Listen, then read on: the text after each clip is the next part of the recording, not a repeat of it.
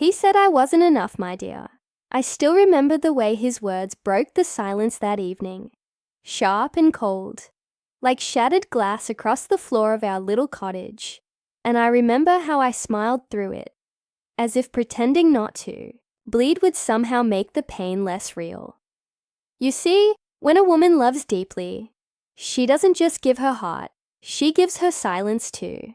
And for years, that silence became my only companion.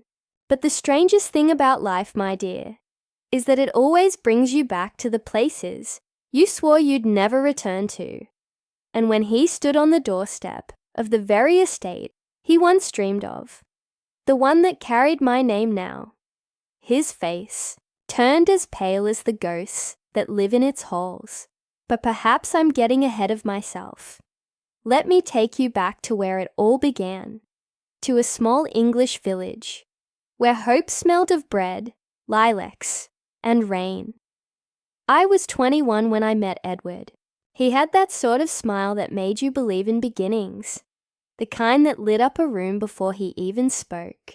He was charming, ambitious, and full of dreams, and I was foolish enough to believe that love alone could build a future. He used to come by my father's bakery every morning just to buy one roll. Though he never ate much of it, he'd linger at the counter, his fingers tapping nervously, as if the world outside was waiting, but he'd rather stay a moment longer. Sometimes he'd tell me about the estate on the hill, the one owned by Lord Hensley. He said one day he'd have something like that, a place with marble floors and rose gardens, where he could host grand parties and wear silk ties instead of worn-out shirts. I laughed at his dreams, but I admired them too. He made me see beyond the narrow lanes of our little town. We married young, against my father's quiet disapproval. He said Edward's eyes were always looking upward, never at what he already had. But I loved him too much to see what my father meant. We built our life in a modest cottage near the river. It wasn't much, but to me, it was home.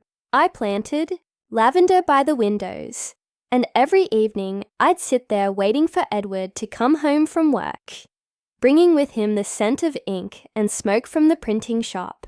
At first, he'd smile when he saw me, but slowly, that smile began to fade. Success never came as quickly as he'd hoped. The world outside demanded more than ambition. It wanted patience, sacrifice, and time. And Edward, my dear, had none to give. He began to see our small life as a burden, our cottage as a cage. He'd talk less, stay out longer, and when he came home, his eyes carried resentment. One evening, as I served him stew, he looked at me with that distant stare and said, "Ruth, I can't live like this forever. I was meant for more." I said softly, "We can build it together, Edward. It'll take time, but we'll get there." He just shook his head. "You wouldn't understand," he said. "You never dreamed big enough." Those words, they sank deep into me, as if love without grandeur was somehow small, as if I was small. Weeks passed, and rumors began to whisper through the village. Edward was seen often near the estate, helping with small tasks for Lord Hensley's household. I thought nothing of it at first, proud he was making connections. But soon, I noticed changes in him. New clothes, new manners, and a new perfume. That wasn't mine.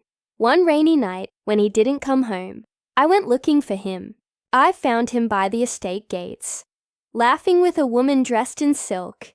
She was beautiful, elegant, the daughter of a wealthy family. When he saw me standing there, drenched and trembling, he didn't speak. He didn't even look guilty. The woman turned, smiled faintly, and said, "Oh, you must be the wife." That's when I knew. He wasn't coming home that night. Days turned into weeks, and Edward drifted further away. I tried to hold on to what was left of us, but love cannot survive where pride has taken root. One afternoon, He came home only to tell me he was leaving. He said he had found someone who could give him the life he deserved. He said I wasn't enough. I stood there in silence, feeling the walls of our little cottage closing in. He packed his things, kissed my forehead like one might a child, and walked out without looking back. I remember staring at the door long after it closed, listening to the echo of my own heartbeat. For years after that, I carried those words with me, like a wound that refused to heal. But life, in its strange, poetic way, doesn't always end where it breaks. After my father's passing, I inherited more than I ever expected. My father, quiet and wise, had invested in lands beyond our village, lands that grew in value over time. One of them was the old Hensley estate, the very place Edward once dreamt of owning. When I stood there years later, walking through its grand halls, I couldn't help but think of him. Every marble step, every painting, every window whispered of the life he once longed for. But it was mine now, and I had earned it not through greed or ambition, but through endurance. My dear, before I continue, if this story has touched your heart even a little, do subscribe and stay with me through the end. There's more to tell, more that my old heart still remembers. Tell me, have you ever forgiven someone who broke your heart? I'd love to hear your story too. One autumn afternoon, as the estate's servants prepared the garden for winter, a carriage arrived. From it stepped a man I almost didn't recognize. His hair had grayed, his face was lined, and his shoulders carried the weight of too many unfulfilled dreams. Edward. He looked around the estate with awe, not realizing yet who owned it. I watched from the balcony, my hands trembling slightly, not from fear, but from the ghost of old love that still lingered. He asked to see the lady of the house, not knowing it was me, when he saw me descend the staircase. His lips parted, but no words came out. For a long moment, there was only silence between us, filled with the ghosts of everything we'd once been. That, my dear, was the beginning of a reckoning neither of us had expected. He looked at me as though he'd seen a ghost. His lips trembled, and for the first time in my life, I saw something in Edward I had never seen before. Shame. Not the kind that burns quick and fades, but the kind that lingers, that settles in the bones and never leaves. He whispered my name as if saying it hurt him. Ruth, you own this place. I nodded, my voice calm, though my heart felt like it was being squeezed by the hands of time itself. Yes, Edward. The estate you once dreamed of is mine now. Funny, isn't it? How life circles back when we least expect it. He swallowed hard, his eyes darting around the marble hall, the chandeliers, the portraits of people long gone. I could see the weight of his choices pressing down on him like the cold of the stone walls. You've done well, he said softly. You always were stronger than you looked. I smiled faintly. No, Edward. I simply learned to survive what you couldn't bear to face. He told me he had returned to the village after losing everything. The woman he had left me for had passed away years earlier, leaving behind debts and empty promises. The world he had chased so desperately had turned to dust in his hands. He looked older than his years, and yet beneath the lines in grey, could still see the boy who once stood at my father's bakery window, dreaming of marble floors. It hurt, my dear, to see him like that. Not because I still loved him, but because I once had. There's a kind of sorrow in watching someone who broke you crumble under their own choices. It's not satisfaction. It's quiet, heavy pity. He asked if I would let him stay a while, just until he could find work again.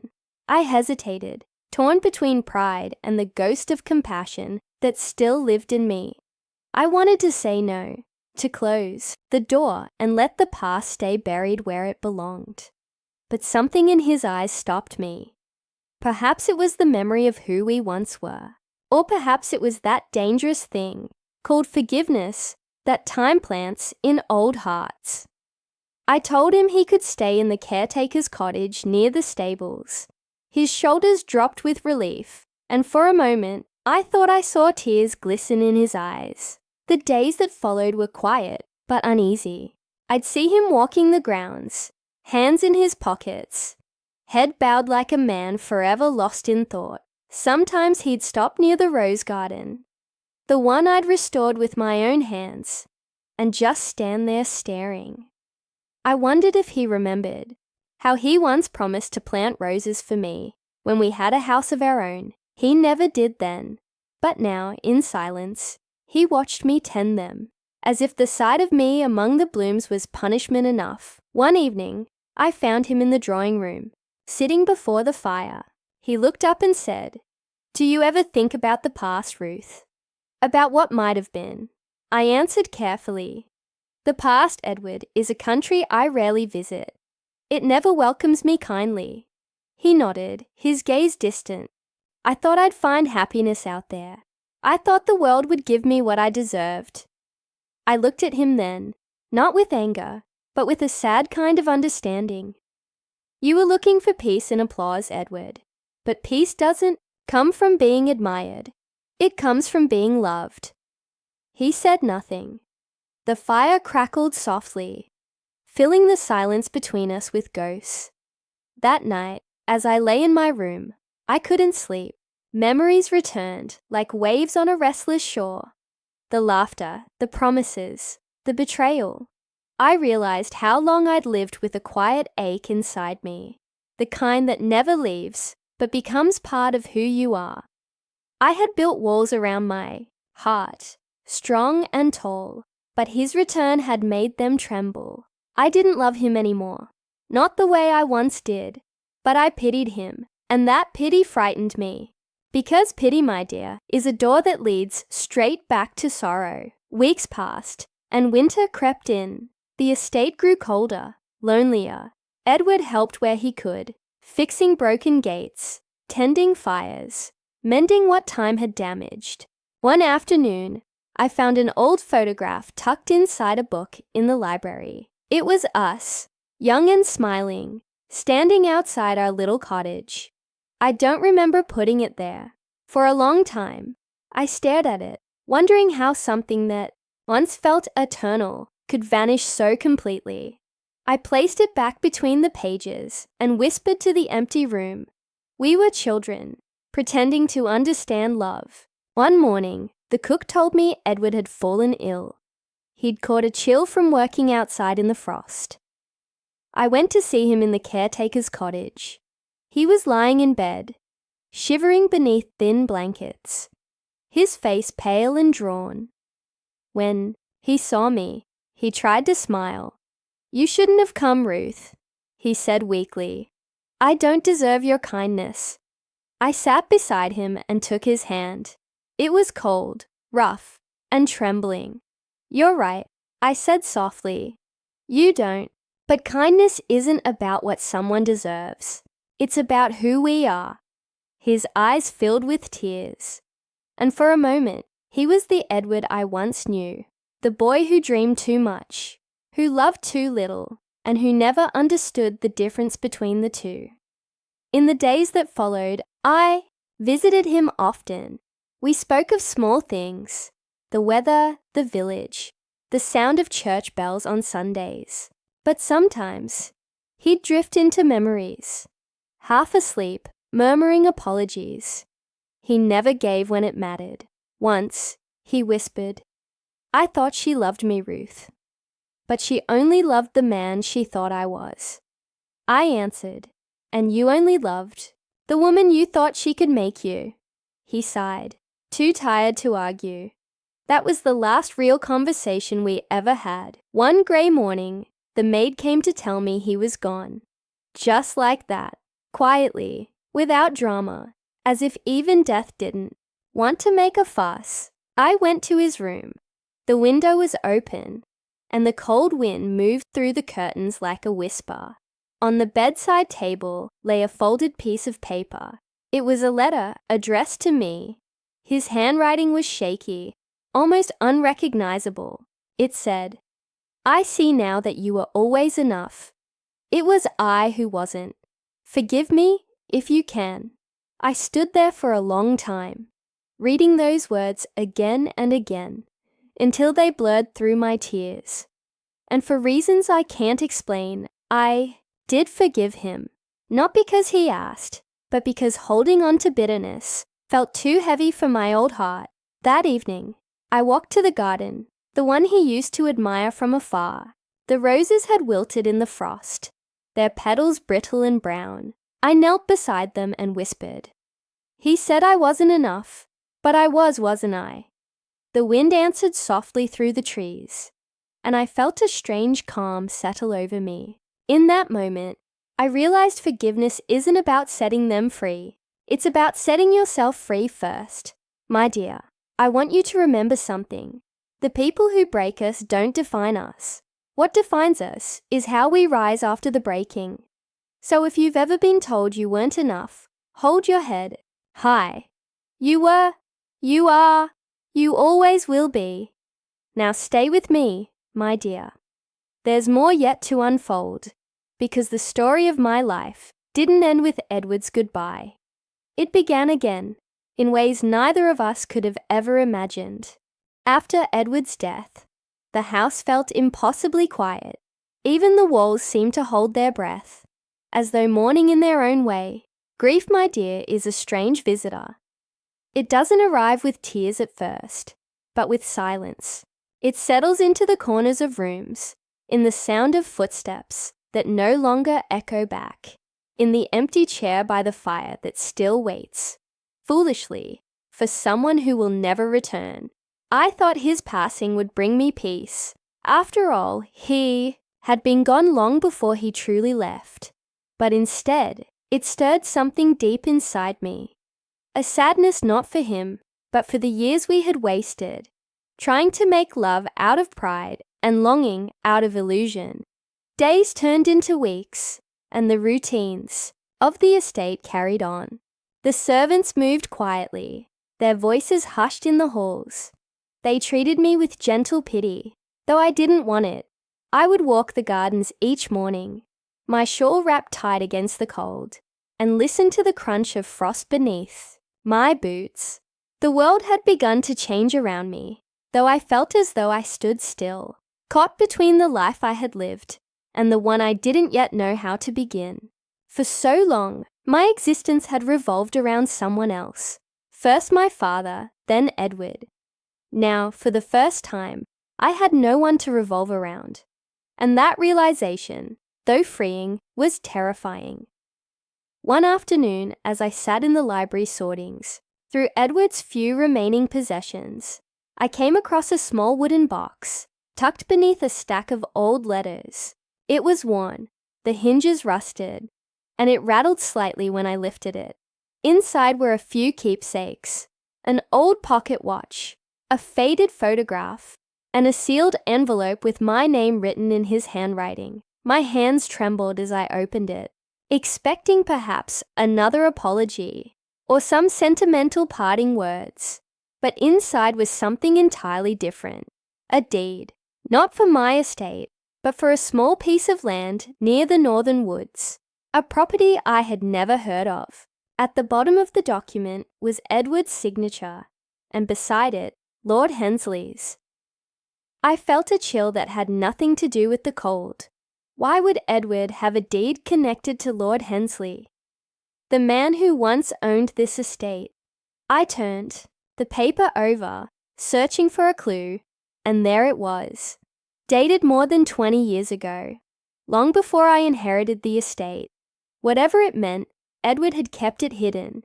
A faint memory flickered in my mind. Edward coming home late during those early years, with dirt under his nails and money he never explained. Could it be connected? My curiosity, long dormant beneath the ashes of grief, began to awaken. The next day, I asked the groundskeeper, old Mr. Howard, about the land in the northern woods. His face changed when I mentioned it. "Oh, Mom," he said quietly, "that land's been abandoned since before your time here. Used to belong to Lord Hensley, yes, but folks say strange things about it. Best not go poking around if you don't mind me saying." His words only deepened my resolve. I had spent too many years avoiding the truth. About Edward, about myself, about the ghost that haunted this estate. I needed to know. So the following morning, wrapped in my thick wool coat, I walked beyond the gardens, past the frozen fields, until the estate faded behind me. The air grew colder near the woods, the kind of cold that felt alive. The trees stood tall and silent, their branches bare and twisted like reaching hands. I found the old gate easily. It was rusted and half buried in ivy. Beyond it stood the remains of a small stone cottage, its roof caved in, its door barely hanging on. I pushed it open and stepped inside. The air smelled of earth and rot, but something else lingered too. A faint trace of tobacco, like the one Edward used to smoke. My heart began to pound. He had been here once, perhaps often. On the wall hung a single framed photograph, its glass cracked, but still intact. It was a picture of Lord Hensley, standing beside a young man I recognized instantly. Edward, beneath it, in fading ink, were the words, "The Apprentice," and "The Heir." My breath caught in my throat. Edward had always spoken of Lord Hensley with admiration, almost envy. But why call him the heir? To what? The cottage was nearly empty, except for an old trunk pushed into the corner. I knelt and opened it, revealing letters, ledgers, and notes written in Edward's hand. Most were business records, transactions, signatures, but tucked among them was something that made my blood run cold. A letter addressed to Lord Hensley, dated the very year Edward left me. "Dear Sir," it began, "I have done as you asked. The documents concerning the transfer have been secured. Once she signs them, everything will belong to you. She trusts me completely. I assure you, she will not suspect a thing." I felt the ground tilt beneath me. He had tried to deceive me, to sell my father's property to Lord Hensley without my knowledge. But the deal must have fallen through, perhaps because my father's passing had come too soon, or because Lord Hensley himself died before it could be completed. All those years, I had thought Edward's betrayal began and ended with another woman. I had never realized it started long before, with lies, deceit, and a plan to use me as a pawn in his ambitions. I sank to the floor of that cold cottage, the letter trembling in my hand. Anger surged through me, hot and bitter. But beneath it was something else, clarity. The truth had finally revealed itself, not to hurt me, but to free me from the illusion I had carried for so long. The Edward I had loved had never truly existed. He was a dreamer, yes, but a dangerous one. Someone who mistook love for opportunity and affection for leverage. And yet, even knowing that, I felt no hatred. Only sadness for the man who had lost everything chasing the wrong kind of more. When I returned to the estate, I placed the letter and the deed into the fire.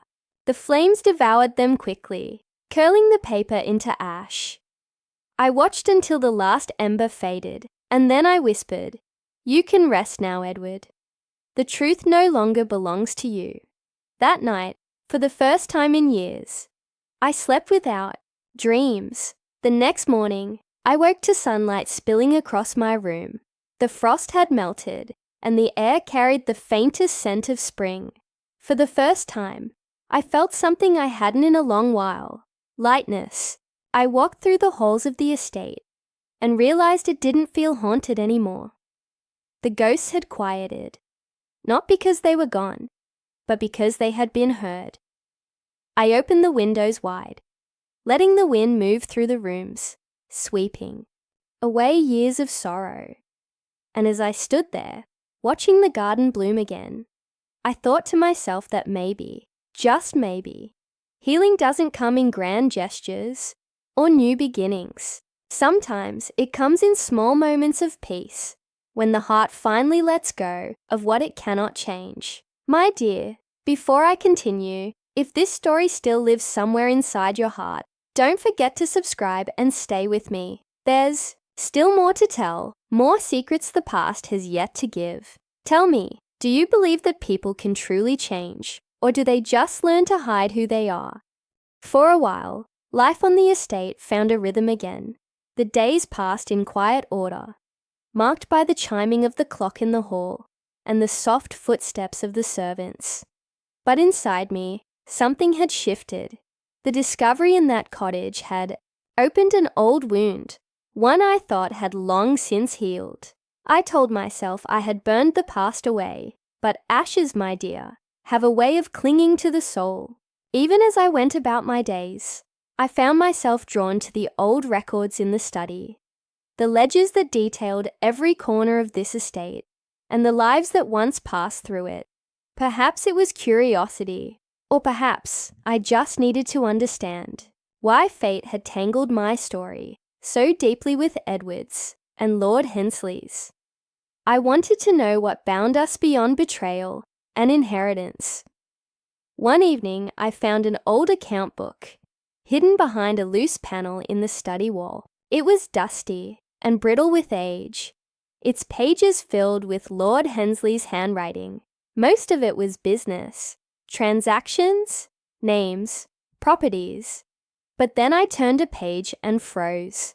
There, written in faded ink, was my father's name. My father, Thomas Whitmore, listed not as a baker, but as a creditor. Lord Hensley had owed him a large sum of money, enough to ruin a man of lesser means. The record was dated just a year before my father died. I sat back, staring at the words, trying to piece together what it meant. My father had never spoken of debts, never mentioned Lord Hensley at all. He lived simply, quietly, with little interest in the affairs of the wealthy. And yet, here was proof of a connection that had been hidden all my life. As I turned the pages, more fragments appeared, small notes in the margins, initials I didn't recognize, and one recurring phrase, "The estate must remain in the bloodline." I didn't understand it at first, but the more I read, the more a dreadful possibility began to take shape. Could it be that my inheritance, the one I had received after my father's passing, had ties to Lord Hensley's estate? Long before it became mine, my mind reeled with the thought, perhaps that was why Edward had been so close to Lord Hensley. Perhaps they both knew something I did not. I decided to visit the village's solicitor, Mr. Gray, who had handled my father's will. He was an old man by now, stooped and soft-spoken, his office still filled with the smell of ink and old paper. When I asked him about the records, his face grew pale. "Mrs. Whitmore," he said quietly, "there are things about your father's affairs that were never meant to reach you." He made me promise. I leaned forward. "Please, Mr. Gray, I've lived with too many half-truths. Tell me what you know." He hesitated, then opened a drawer and pulled out a sealed envelope, yellowed with time. "Your father left this," he said. "He instructed me to deliver it only if you ever asked about Lord Hensley." My heart raced as I took it. Inside was a letter written in my father's steady hand. "My dearest Ruth," it began, "if you are reading this, then the past I tried to bury has found its way back to you. You must know that everything I did was to protect you. Lord Hensley was your mother's half-brother. Few knew of it, and fewer still would have understood.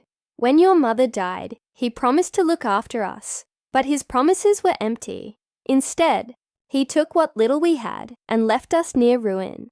I spent years trying to reclaim what was ours, When I succeeded, I swore never to speak his name again. The estate you now call home was once part of your mother's dowry, stolen and reclaimed through quiet means. It is your rightful inheritance, my Ruth.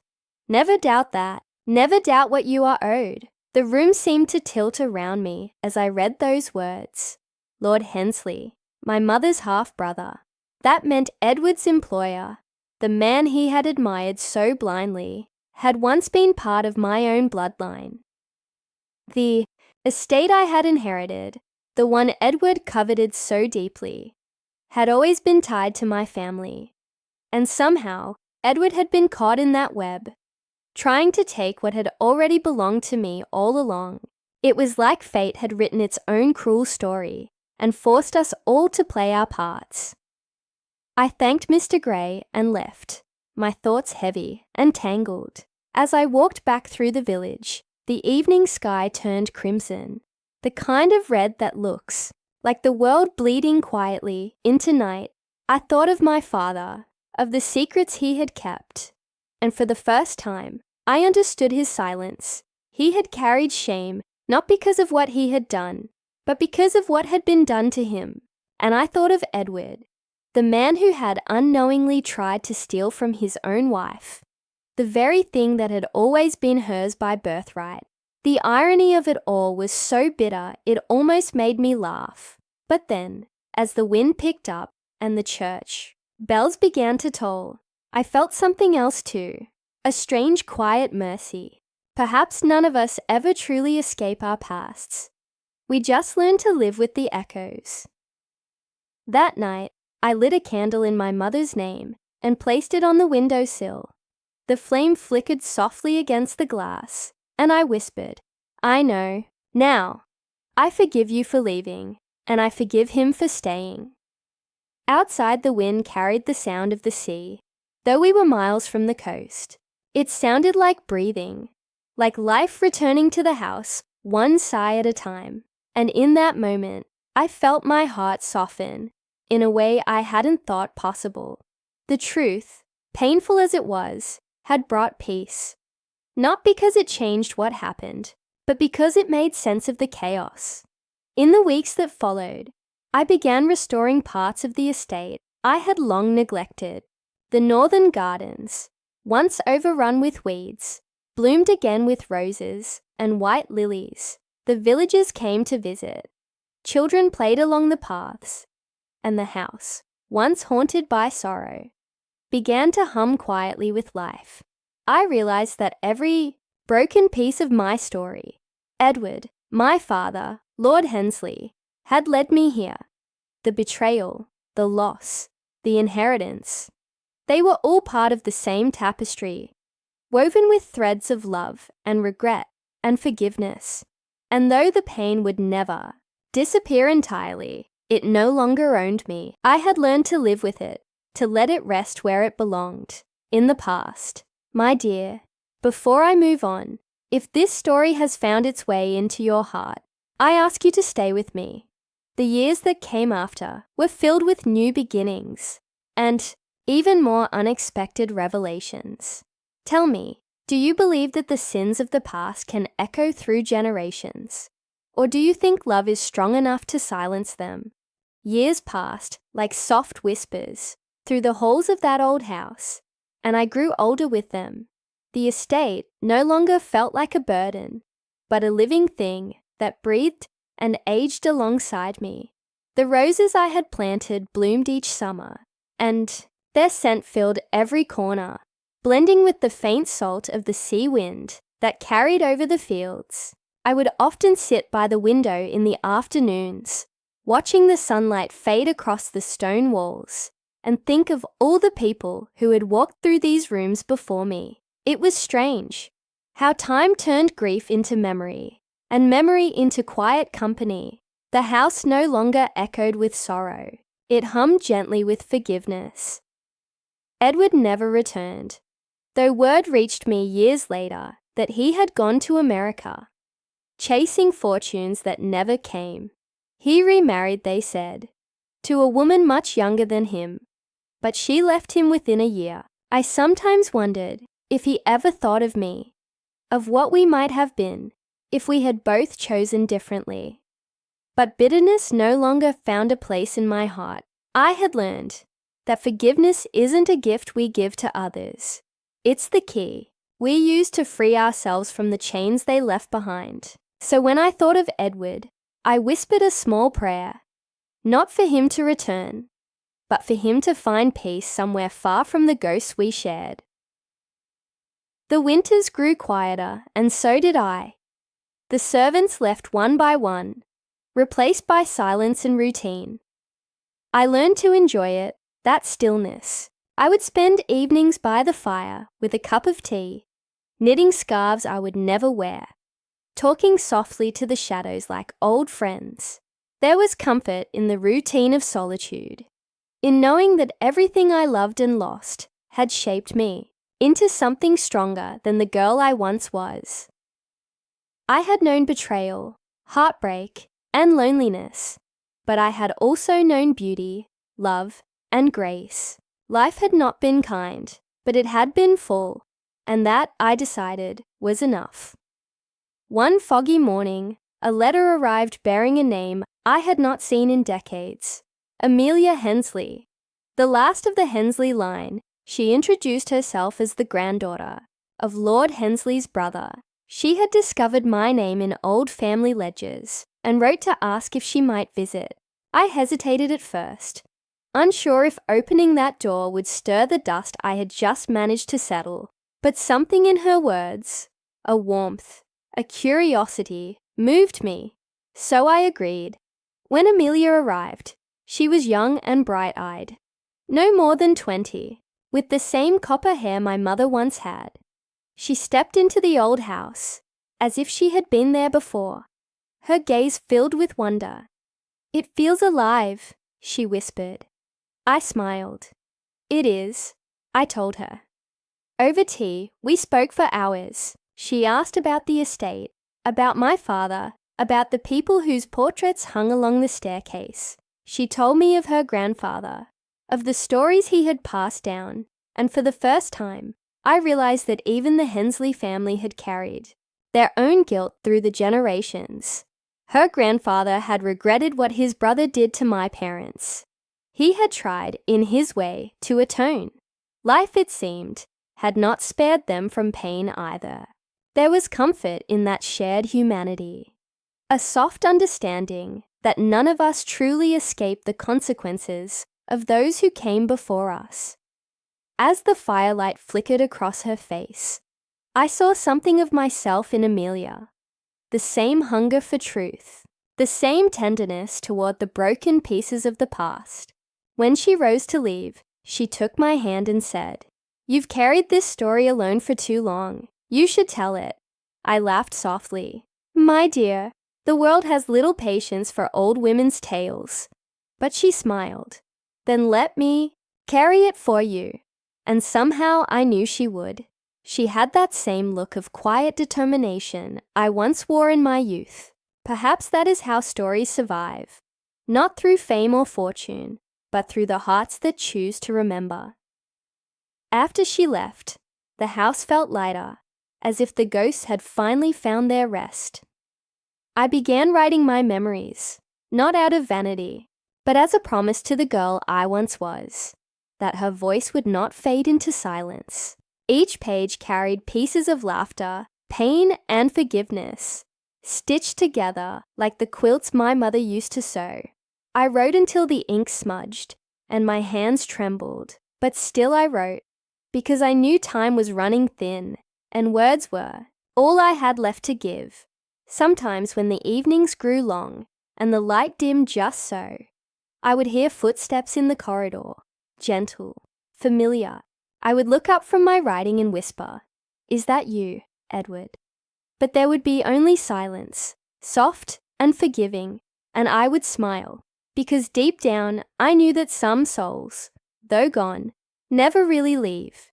They linger in the places where love once lived, waiting for the right kind of forgiveness to set them free. As the seasons turned once more, I found peace in the simplest things. The sound of rain against the window, the rustle of the rose bushes in the wind, the warmth of sunlight breaking through clouds. I had made my peace with the past, and in doing so, I had finally made peace with myself. A few weeks after Amelia's visit, I received another letter, but this one carried a different weight. The envelope was thin, the handwriting shaky and uneven. When I turned it over, my heart stopped for a moment. It was signed by Edward. I sat there, staring at it for what felt like hours, afraid to open it, and yet unable to let it go. Decades had passed since I last saw his name, and in that moment, all the years between us collapsed like dust in the wind. When I finally opened it, the paper trembled in my hands. His words were brief, humble, and heavy with regret. He had heard of my name, heard that the estate he once dreamed of belonged to me now. He wrote that life had not been kind to him, that he had made mistakes too deep to undo. He said he had carried my memory all these years, haunted by what he called the cruelest sentence he ever spoke. You are not enough. He confessed that it was never me who wasn't enough. It was him. He had been chasing dreams built on vanity and pride, while I had quietly built a life that outlasted both.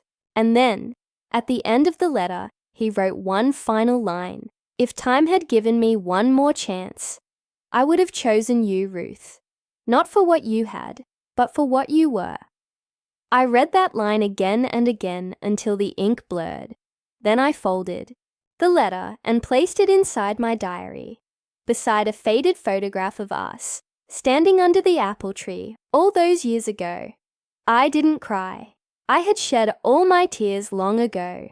Instead, I closed my eyes and whispered a small thank you to him, to fate, to time itself, for giving me the ending I needed, not the one I wanted. Weeks later, Amelia returned. She brought with her a bouquet of white roses, my favorite. She said Edward had passed away quietly in his sleep, somewhere by the sea. He had left behind no fortune, no mansion, nothing but a small wooden box with my name carved on it.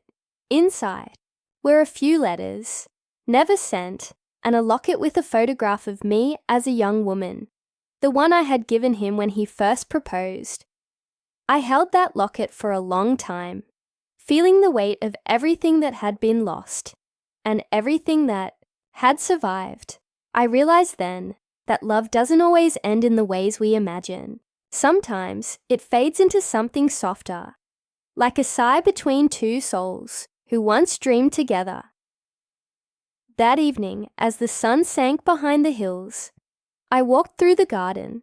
The roses were in bloom again, heavy with color and scent. I thought of Edward, of my father, of everyone who had ever walked through my life and left their mark upon my heart. I forgave them all, completely, quietly, without ceremony. Forgiveness, I learned, doesn't need witnesses. It only needs peace. And as I stood among the roses, the breeze brushed against my face like an old friend, and I whispered, "It's all right now." I meant it. As the years rolled on, my body grew weaker, but my spirit lighter. The estate became a place of learning, a sanctuary for children who had nowhere else to go. I turned the grand halls into classrooms, the drawing rooms into libraries, and the gardens into places of laughter again. It felt right to fill the house with life after so much silence. I wanted it to hold joy long after I was gone, and when Amelia offered to help manage it, I smiled and handed her the keys. "It's yours now," I said softly, "not by blood, but by heart." On my last evening at the estate, I sat by the window where it had all begun, watching the sunset pour gold across the fields. The old clock ticked gently in the hall, and the world outside glowed like a memory refusing to fade. I thought about the girl I once was, young in love and desperate to be seen, and I wished I could tell her that she was always enough, even when no one else believed it, because she was, because I was. Before I closed my eyes that night, I whispered a final prayer, not for more time, not for the past to change, but for gratitude, for every wound, every scar, every small miracle that shaped me into who I became. And as sleep slowly carried me away, I felt no sorrow, no regret, only the quiet warmth of forgiveness filling every corner of my heart. If you stayed with me till the end, my dear, thank you. Tell me the time and country you're watching from in the comments. It warms my old heart knowing where my stories travel. And remember, you are always enough, even when the world tries to tell you otherwise. After I handed Amelia the keys to the estate, something inside me felt free, as if the house itself had been waiting for that moment. She took to her new role with such grace, walking through those halls with the reverence of someone who understood the weight of its history. She didn't try to change it too quickly. Instead, she listened to the walls, studied the portraits, and asked me questions about every creak and corner. She treated the place not as property, but as a memory, one that needed to be protected, not possessed. We spent many evenings together, sitting by the fire as I shared stories of my youth. She would laugh at my small rebellions, sigh at my heartbreaks, and sometimes cry when I spoke of Edward. She had a softness in her that reminded me of who I used to be, a light that life hadn't yet dimmed. I began to realize that life has a strange rhythm. The old fade gently into memory, while the young carry their voices forward. That is how time keeps its balance. One afternoon, while sorting through a box of old letters, Amelia found something I had forgotten. A deed to a small cottage by the lake, one I had inherited years ago but never visited. You should see it again, she said. A place like that deserves to be remembered. I hesitated at first, but her words stirred a quiet curiosity in me. So we went. The cottage stood exactly as I remembered it. Small, with ivy crawling up the stone walls, and a willow tree bending toward the water like an old guardian. As I stepped inside, the air felt thick with ghosts. It was here that Edward had once told me he loved me, under that same willow tree by the lake. The floorboards creaked with every step, as if they still remembered the rhythm of our laughter. Amelia watched me in silence as I touched the windowsill, tracing the faint carvings we had once made together. Our initials, still there after all those years. My hands trembled, not from age, but from the sudden rush of memory. I turned to her and said, "This is where I learned that love doesn't always stay, but it always leaves a mark." She didn't speak. She just took my hand and held it tightly, as if to anchor me to the present. We spent the afternoon cleaning the cottage. I asked her to keep it, to preserve it as it was, not for what it represented, but for what it taught me. That love, even when broken, can still be beautiful. That endings can be gentle if met with grace. Before we left, I placed Edward's locket on the windowsill, facing the lake. It felt right. A quiet goodbye, long overdue. Back at the estate, Amelia began transforming it into something remarkable. She invited local children to learn there, created a library filled with old stories, and opened the gardens to the villagers. Laughter returned to the halls where silence once lived. The piano that hadn't been touched in years began to play again, its notes floating through the air like whispers of renewal. And though my health was fading, I felt stronger than I had in years. Watching her brought me joy. The kind of joy that doesn't need words, only presence. One evening, as the rain pattered softly against the windows, Amelia came to my room with an old journal in her hands. "My journal. I've been reading your words," she said gently. "You wrote like you were speaking to someone you loved. Even when you were alone." I smiled. I was speaking to life itself. I told her, and to anyone who might listen after I'm gone.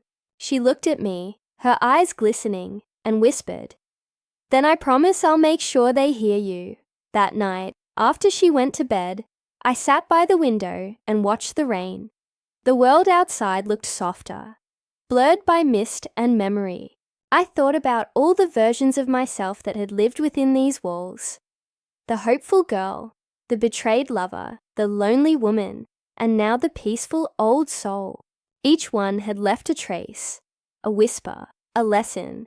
I realized that the greatest love story I ever lived was not the one I had with Edward, but the one I built with life itself. A love that survived loss, betrayal, and time. The candle beside me flickered as the wind brushed against the glass. I smiled to myself, feeling the calm settle deep within. I had spent so long chasing closure, not realizing that peace had been quietly growing inside me all along. And as I sat there, listening to the rain and the soft hum of the house, I whispered, "I'm ready." The morning I knew would be my last began softly. The sky was pale, and the air smelled of rain, the kind that lingers before dawn. I woke earlier than usual, before even the birds began to sing. There was a strange stillness in the room, a kind of peace that felt both new and familiar. I sat up slowly, wrapped my shawl around my shoulders, and walked to the window. The garden below shimmered with dew, and the roses were heavy with life, bowing gently under the weight of their own beauty. For a long while, I simply stood there, breathing it in, memorizing the way the light touched every corner. I had lived many lives within these walls.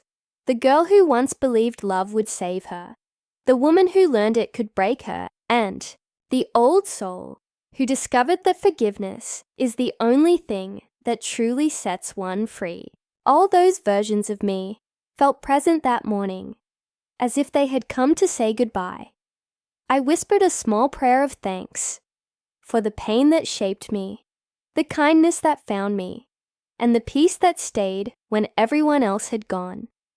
On my writing desk lay a letter I had penned the night before, sealed neatly with my old wax stamp. It was addressed to Amelia. I had written it slowly, choosing every word with care. Knowing it would be the last she'd ever receive from me, I told her that the estate now belonged fully to her, that she should continue to fill it with laughter and learning. I told her not to mourn me for too long, but to plant new roses every spring, so that each bloom might carry a little piece of my memory forward. And I asked her one last thing, to forgive herself whenever life would make her feel she wasn't enough, because no matter how the world changes, that is a truth every soul must learn. We are always enough. I dressed simply that morning, in a pale blue gown I hadn't worn in years. It had been Edward's favorite once. I no longer wore it for him, but for the girl who once loved so fearlessly. I brushed my hair, pinned it neatly, and took one last walk through the house. The wood creaked under my steps like an old friend, bidding farewell. I ran my fingers along the portraits, the polished banister, the window frames that had watched decades pass. When I reached the grand hall, I paused and looked up at the chandelier, its crystals catching the first light of dawn. I remembered dancing there alone once, long ago, when grief was still new, and I hadn't yet learned how to befriend silence. In the garden, the air was cool and gentle. I walked to the old bench beneath the oak tree where I had once sat with Edward in another lifetime. The birds had begun to sing, timidly at first, then with growing strength, as if to honor the morning. I sat down and let the breeze play with the edges of my shawl. My body was frail, but my heart was full. I closed my eyes and thought of all the people who had shaped my journey. My parents, Edward, Amelia, and even those who had hurt me deeply. I forgave them all again, just to be sure. Forgiveness, I had learned, isn't something you do once. It's something you renew, like breathing. The sun began to rise, turning the mist into gold. It felt like the world itself was exhaling, and I smiled. I thought about how everything comes full circle. The girl who once believed she wasn't enough now sat on the land that carried her name, surrounded by the life she built from the ruins of heartbreak. And though the world would forget my name one day, it didn't matter. I had loved, I had lost, and I had forgiven. That was enough. As the warmth of the sun reached my face, I whispered softly into the morning, "Thank you." I wasn't sure if I was speaking to God, to life, or to the people I had loved and lost. Perhaps all of them. And with that quiet gratitude in my heart, I let the peace take me, gentle as a sigh, soft as the breeze that carried the scent of roses through the garden. When Amelia found me hours later, I was still sitting there, my face turned toward the sun, a faint smile resting on my lips. She wept as she read my letter, holding it to her chest as if it could still pulse with life. But then, as she looked around at the garden I had loved so dearly, her tears softened into something beautiful. She whispered, "You did it, Ruth. You found peace." And from somewhere deep within the air, I hope she heard me whisper back, "So will you, my dear." That day, the estate bells rang for the last time under my name, but they didn't toll for sorrow. They sang. For endings that were really beginnings, for love that turned into memory, and for forgiveness that outlives everything else. After Ruth passed, the estate felt different. The air itself seemed quieter, as though holding its breath in reverence. I walked through the halls she had once filled with her stories, half expecting to hear her soft humming echo from a distant room. But instead of sorrow, I felt something else. A warmth that lingered in every corner, as if her spirit had gently wrapped itself around the house to keep it safe. Her letter lay folded on my desk, its edges worn from being read too many times. Each word carried her essence, her grace, her wisdom, her quiet strength. She had asked me to keep the estate alive, to fill it with laughter, to make sure no silence ever grew too heavy here again. I made that promise to her grave beneath the oak tree, surrounded by the roses she had once planted. They were blooming brighter than ever that spring, as if the earth itself was honoring her peace. In the weeks that followed, I began to read her journals. Carefully, reverently, one by one. Her handwriting was steady, elegant, but what struck me most was how she wrote not to record events, but to feel them twice. Each page carried fragments of her soul. Her first heartbreak, her quiet courage, the long years of loneliness, and, finally, her forgiveness. She never wrote with bitterness. Even when she spoke of betrayal, her words carried compassion. It was as if she had made peace, not only with the people who wronged her, but with the very idea of pain itself. One evening, I sat by her favorite window and read a passage that changed me. It said, "Forgiveness is not the closing of a story. It's the key that unlocks the next chapter. And sometimes, that chapter isn't ours to live. It belongs to those who come after."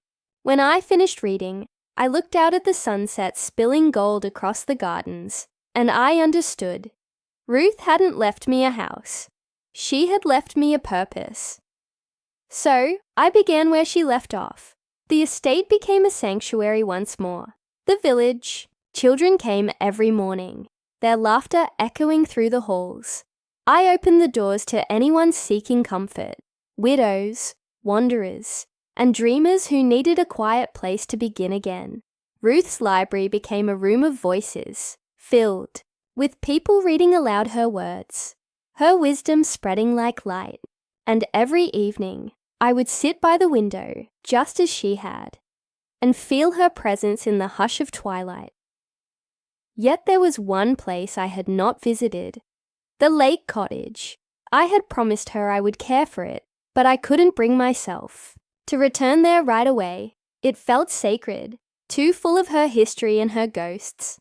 Months passed before I finally gathered the courage. The day I went, the sky was overcast, and the path to the lake was lined with autumn leaves. The air was cool and fragrant, carrying that familiar English dampness that clings to the soul. The cottage stood exactly as she had described, small, humble, with ivy climbing its walls, and the willow tree bowing protectively over the lake. I pushed the door open, and it creaked softly, as though welcoming me home. Inside, everything was still. A faint scent of lavender and paper hung in the air. On the windowsill, right where she had left it, was Edward's locket. The sunlight caught its surface, casting a golden reflection across the floor. I walked over and picked it up gently. Inside was the photograph of a young Ruth, her smile full of light and innocence. For a moment, I felt as though time had folded upon itself, that she was standing right beside me, watching me see her as she once was. I whispered, "You were enough, Ruth. You always were." And somehow I knew she heard me. I spent the afternoon there, reading her final journal entry, the one she wrote days before she passed. It wasn't long, but it carried everything she had ever stood for. It said, "If love is remembered, then we never truly die. If kindness is passed on, then our story continues long after we are gone. So live gently, forgive freely, and when the time comes, leave behind something worth remembering." I closed the journal and looked out over the lake. The water shimmered softly, and the willow branches swayed as if in quiet applause. I sat there for a long time, letting the calm wash over me, until I realized I wasn't crying. I was smiling, because in that stillness, I could feel her, not as a ghost, not as a memory, but as something living within every breath of that place. When I returned to the estate that evening, I knew what I had to do. I would open the cottage to others, too, as a retreat for women who had been told they weren't enough, just as Ruth once had been. A place for healing, for rediscovering strength. And I would name it Ruth's Rest. That night, as I walked through the quiet halls, I looked up at her portrait by the grand staircase. Her eyes seemed to follow me, kind and knowing, the same way they must have followed the children who played here years ago. "You did it," I whispered. "You turned your pain into something beautiful." And though the house remained silent, I felt the faintest warmth in the air, as though she was smiling back. Years passed, and the seasons turned gently over Ruth's estate, like pages in a storybook. The walls that once held her sorrows now carried laughter, music, and the scent of freshly baked bread.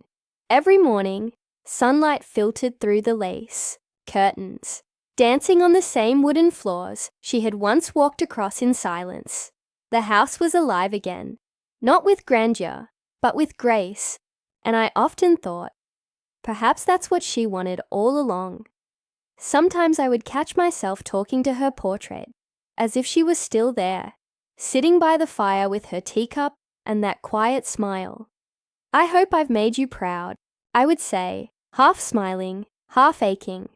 And in those moments, I could almost hear her voice, soft, calm, filled with that old warmth, telling me that she had always been proud, that life was never about perfection, but about finding beauty in what was left after the storm.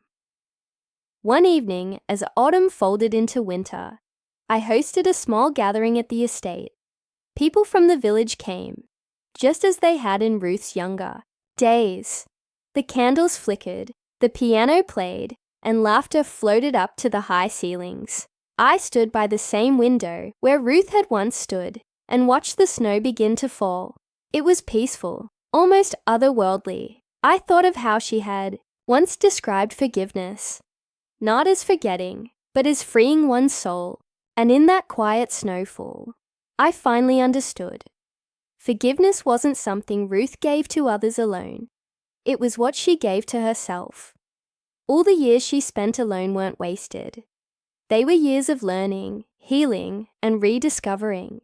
what love truly meant. She had built her peace with her own hands, brick by brick, until even her pain became part of the beauty. Later that night, when the guests had gone and the house grew silent, I walked into her study. The fire had dimmed to a soft glow, and her chair still faced the window, as if waiting for her to return. I sat there quietly, holding her last journal against my chest.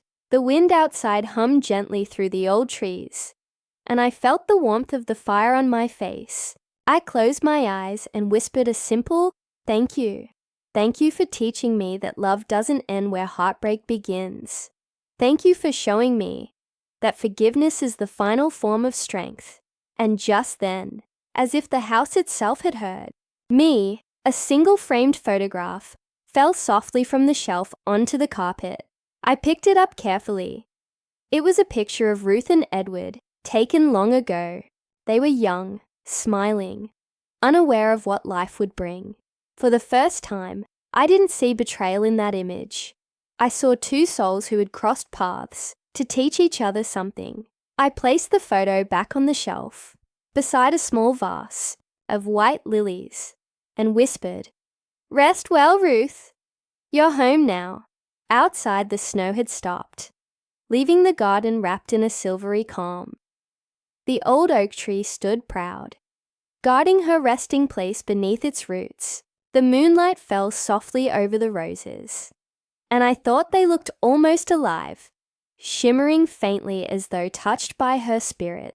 That night, I dreamt of her. She was standing by the lake cottage, wearing the same cream dress from her photograph, her hair loose and glowing in the evening light. She smiled at me, a smile full of peace, and said only one thing: "It's all right now." Then she turned toward the water, and as the reflection rippled, she was gone. I woke up with tears on my face, but they weren't sad ones.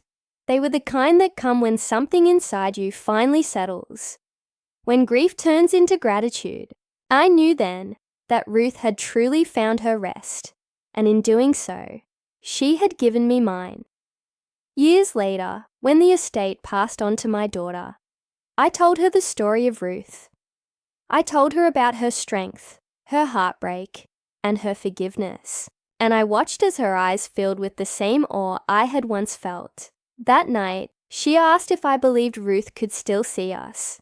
I smiled and said, "If love never dies, then yes, she's right here, in every sunrise, every laughter, every act of kindness that happens within these walls." And so, her story lives on, not in sorrow, but in peace, the kind of peace that only comes from understanding that love, in all its brokenness, is still the most beautiful thing we ever leave behind.